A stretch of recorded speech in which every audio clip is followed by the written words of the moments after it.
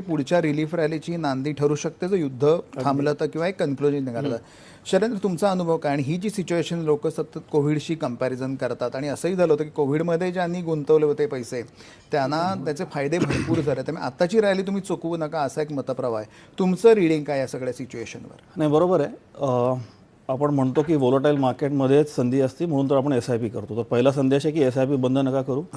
ते मार्केटच्या अस्थिरतेचा फायदा उचलेल. लॉंग टर्ममध्ये जर का तुम्ही SIP चालू ठेवली तर, म्हणून बंद नका करू. हे तर मी पहिलं सगळ्यांना सजेस्ट करेन, SIP बंद नका करू.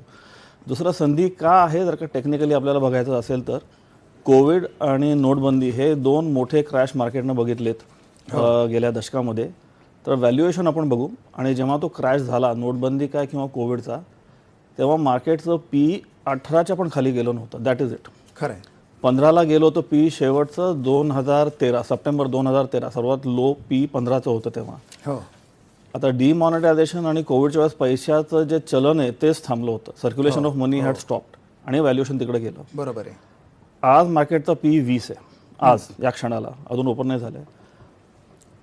पुढच्या महिन्यात जेव्हा अर्निंग्ज येतील आणि आपण एक 8-10% काहीतरी ग्रोथ धरून चालू, तर हेच PE ॲडजस्ट होऊन 18ला निघून जाईल जर का मार्केट इथंच राहिलं तर. बरोबर बरोबर. तर पुढच्या महिन्यात ह्या स्तराला मार्केटचं व्हॅल्युएशन कोविडच्या स्तराला निघून जाईल. म्हणजे bottom of Covid. Bottom of Covid. आणि तेव्हा ज्यांनी एंटर केला तेव्हा येणाऱ्या काळात त्यांना फायदा झाला. ॲक्च्युअली कोविड आणि आजच्या काळात फरक आहे. तो एक पॅन्डेमिक होता आणि हे युद्धाची परिस्थिती आहे, तरी किती काळ चालणार आहे आपल्याला माहीत नाही आहे. पण व्हॅल्युएशन वाईज आता मार्केट खूप अट्रॅक्टिव्ह आहे.